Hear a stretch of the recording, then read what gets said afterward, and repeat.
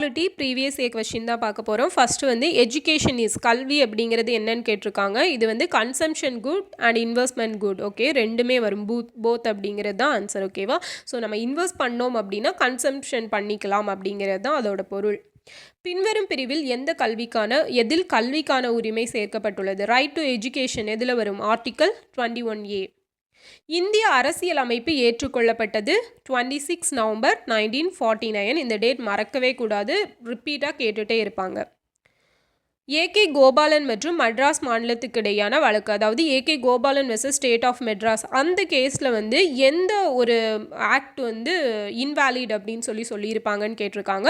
So preventive detention act 1950. Okay, தடுப்பு காவல் சட்டம் 1950, அதை தான் வந்து தவறானது அப்படிங்கிறத ஏகே கோபாலன் கேஸில் சொல்லியிருப்பாங்க. இந்திய அரசியல் அமைப்பின் எந்த பகுதியில் அரசு வழிகாட்டு நெறிமுறை கொள்கைகள் இடம்பெற்றுள்ளன அப்படின்னா பார்ட் 4. இந்திய அரசியல் அமைப்பின் சரத்து 19 எத்தனை அடிப்படை சுதந்திரங்களை உத்தரவாதம் அளிக்கிறது? ஸோ ஆர்டிக்கல் 19க்கு கீழே எத்தனை ஃபண்டமெண்டல் ஃப்ரீடம்ஸ் இருக்குன்னு பார்த்தீங்கன்னா 6. ஓகேவா? 1953 நிறுவப்பட்ட முதல் பிற்படுத்தப்பட்ட வகுப்புகள் ஆணையத்தின் பெயர் என்னன்னு கேட்குறாங்க. காக்கா கலேல்கர் ஆணையம் அப்படிங்கிறது தான் அதுக்கான ஆன்சர். இந்திய அரசியல் அமைப்பின் எந்த சரத்து தீண்டாமை ஒழிப்பு பற்றி குறிப்பிடுகிறதுனா ஆர்டிக்கல் 17. கருத்தியல் இந்திய ஒற்றுமையை அச்சுறுத்துகிறது அப்படின்னு பார்த்தீங்கன்னா கம்யூனலிசம், வகுப்புவாதம் அப்படிங்கிறது தான் இந்திய ஒற்றுமையை அச்சுறுத்தக்கூடியது.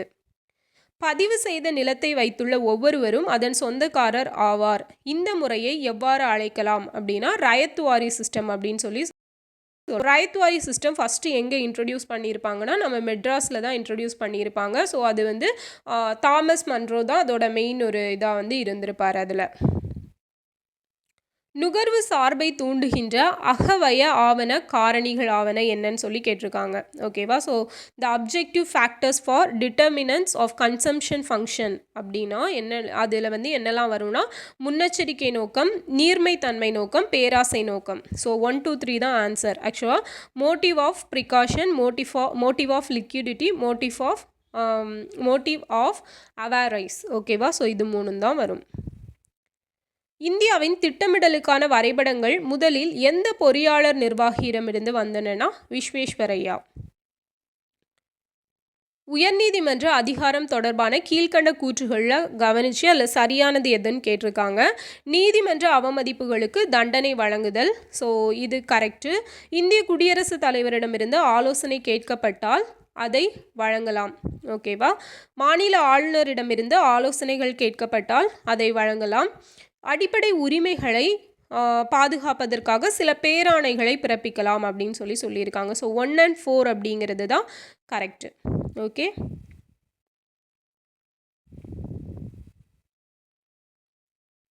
இந்திய அரசியலமைப்பின் எந்த அட்டவணையில் பஞ்சாயத்து முறையின் ஆற்றல், அதிகாரம் மற்றும் பொறுப்புகள் உள்ளனன்னா 11th ஷெட்யூலில் இருக்குது. எந்த ஷெட்யூல்? 11th schedule.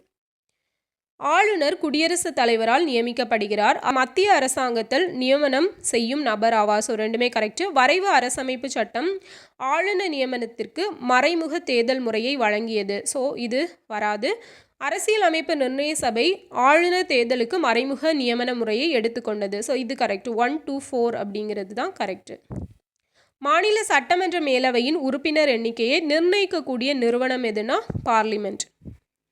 இந்திய குடியரசுத் தலைவர் எதன் மீது ரத்து செய்கிற அதிகாரத்தை கொண்டிருக்கிறார் அப்படின்னா எதெல்லாம்? சாதாரண மசோதாவும் மாநில சட்ட மசோதா மீது தான் அவங்க பண்ண முடியும். நிதி மசோதா மீதோ இல்லைனா கான்ஸ்டியூஷனல் அமெண்ட் ஆக்ட்ஸ் மேலேயோ எதுவும் பண்ண முடியாது. ஸோ 1 and 4 தான் இதுக்கான ஆன்சர். Option A. நாடாளுமன்ற அமைச்சரவை நீடிப்பது இவரது ஆளுமையால் அப்படின்னா பிரைம் மினிஸ்டரோட ஆளுமையால். எந்த விதிகள் ஜனாதிபதி மற்றும் பிரதம மந்திரியின் உறவுகளை விவரிக்கின்றன அப்படின்னா 74, 75 and 78. அரசு நேரடி வழிகாட்டு கொள்கைகள் என்பது அரசியல் அமைப்பிற்கு உயிரளிக்கும் விதிகளாகும் என கூறியவர் யாருன்னா LM சிங்வி தான் சொல்லியிருப்பார். அடிப்படை கடமைகள் தொடர்பான வாக்கியங்களை கவனிக்கவும். இதில் சரியானது எதுன்னு கேட்குறாங்க. நாடாளுமன்ற சட்டத்தின் மூலம் இதை அமல்படுத்த முடியாதுன்னு சொல்லியிருக்காங்க. இது இந்திய குடிமக்களுக்கே பொருந்தும். அனைத்து அடிப்படை கடமைகளுமே ஒழுக்க நெறிகளையோ அல்லது குடிமை கடமைகளையோ அடிப்படையாக கொண்டவை. அரசுக்கு வரிகளை செலுத்துவது ஒரு அடிப்படை கடமையாகும். ஸோ இதில் எதெல்லாம் கரெக்டுன்னு பார்த்தீங்கன்னா 2 and 3 மட்டும்தான் கரெக்டு. ஓகே, பின்வருவனவற்றுள் எந்த அடிப்படை உரிமை சட்ட உரிமையாக மாற்றப்பட்டது? சொத்துரிமை, ரைட் டு ப்ராப்பர்ட்டி. 2002 86வது அரசியல் சாசன திருத்த சட்டம் மூலமாக சேர்க்கப்பட்ட அடிப்படை கடமையை கண்டறியனா 6 முதல் 14 வயது குழந்தைகளுக்கான கல்வி கற்கும் வாய்ப்பு வழங்குதல். சரியான விடையை கண்டறி. இந்திய அரசியலமைப்பு சட்டம் பாராளுமன்ற அரசாங்க முறையை நிறுவியுள்ளது. கரெக்டு. பிரதமர் அரசாங்கத்தின் தலைவர், குடியரசுத் தலைவர் அரசின் தலைவர். ஸோ அரசாங்கத்தின் தலைவர் கிடையாதப்பா, தப்பு. குடியரசுத் தலைவர் உண்மையான செயலாட்சி அதிகாரம் கொண்டவர் ஆவார்னு சொல்லியிருக்காங்க. ஓகேவா? ஸோ உண்மையான செயலாட்சி அதிகாரம் கொண்டது யார்? பிரதமர் தான். அப்போ 1 and 2 தான் கரெக்டு. இந்திய அரசியல் அமைப்பில் குறிப்பிடப்பட்டுள்ள இந்தியாவின் பெயர் யாது அப்படின்னா இந்தியன் மற்றும் பாரத். ஓகேவா? India and Bharat. Article 39B. So 39B சொல்கிறது என்ன அப்படின்னா பரம்பரை சொத்துரிமை அளித்தல், சொத்துடைமை அழைத்தல். 48A அப்படிங்கிறது சூழலியல் சுற்றுச்சூழல் மாசுபாட்டிலேருந்து பாதுகாக்கிறது. 39D வந்து சமவேலைக்கு சம ஊதியம். 39A ஏழை எளிய மக்களுக்கு இலவச சட்ட உதவி. ஸோ 4123 அப்படிங்கிறது தான் ஆன்சர். பொலிட்டிக்கல் ஹோரோஸ்கோப் அப்படின்னு ப்ரியாம்பில் சொன்னது, அதாவது அரசியல் ஜாதகம்னு சொன்னது யாருன்னா KM முன்ஷி சொல்லியிருப்பார். அரசியல் அமைப்பின் சாவி அப்படின்னு சொன்னது யார்? Ernest Barker. அரசியல் அமைப்பின் ஆன்மா அப்படின்னு சொன்னது தாகூர்தாஸ் பார்கவ். வழக்கறிஞர்களின் சொர்க்கம்னு சொன்னது சர் ஐவர் ஜென்னிங். ஸோ 4521 அப்படிங்கிறது தான் answer. Berubari union case. So Berubari union case year என்ன? 1960. Kesavananda mill case 1973. Minerva mill case 1980. Golaknath case 1967. ஓகேவா? 4321 தான் ஆன்சர். இந்திய அரசின் தலைமை சட்ட ஆலோசகர் யாருன்னா அட்டார்னி ஜெனரல் ஆஃப் இந்தியா, மத்திய அரசின் தலைமை வழக்கறிஞர். முதல் ரயத்வாரி செட்டில்மெண்ட் மெட்ராஸில் டேஷாம் ஆண்டு ஏற்படுத்தப்பட்டது அப்படின்னா 1972. ஓகேவா? So ryotwari settlement, first ryotwari settlement was made in the Madras. Year எப்போ? 1972. நாடாளுமன்றத்தின் முதல் கூட்டத்தொடர் நடைபெற்ற ஆண்டு 1960.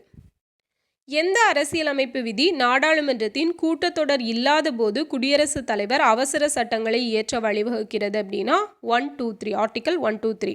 ஸோ இதுதான் வந்து ஆர்டினன்ஸ் டியூரிங் த ரிசஸ். இதே ordinance during the recess of governor அப்படின்னு பார்த்தீங்க அப்படின்னா ஆர்டிக்கல் 213. கீழ்கண்டவற்றில் 21வது அரசியலமைப்பு சட்ட திருத்தம் 1967 மூலமாக 8வது அட்டவணையில் சேர்க்கப்பட்ட மொழி சிந்தி. எந்த அரசியலமைப்பு சட்ட திருத்தத்தில் சமதர்ம மதச்சார்பின்மை முகப்புரையில் சேர்க்கப்பட்டதுன்னா 42nd கான்ஸ்டியூஷனல் அமெண்ட்மெண்ட் ஆக்ட். கீழ்காணும் எந்த ஷரத்தின்படி 14 வயதுக்குட்பட்ட குழந்தைகளுக்கு இலவச மற்றும் கட்டாய கல்வி வழங்கப்படுகிறதுன்னு பார்த்தீங்கன்னா ஆர்டிக்கல் 45. இந்திய அரசியலமைப்பின் எந்த பகுதியில் அடிப்படை உரிமைகள் இடம்பெற்றுள்ளன அப்படின்னா பார்ட் 3. இந்திய அரசியலமைப்பு இயற்றப்படுவதற்கு எத்தனை ஆண்டுகள் எடுத்துக்கொள்ளப்பட்டன? 2 years 11 months and 17 days sometimes கொடுப்பாங்க, சம்டைம்ஸ் 18 days கொடுப்பாங்க. ஓகே, 1947 மார்ச்சில் மவுண்ட் பேட்டன் டேஷ் என்பவருக்கு மாற்றாக இந்திய வைஸ்ராயாக பொறுப்பேற்றார் அப்படின்னா வேவல். ஓகேவா? ஸோ இதான் வந்து இன்றைக்கி நம்ம பார்த்துருக்கிற பாலிட்டி கொஸ்டின். ஸோ இது யூஸ்ஃபுல்லாக இருந்திருக்கும்னு நினைக்கிறேன். நெக்ஸ்ட் வீடியோவில் பார்க்கலாம். தேங்க்யூ.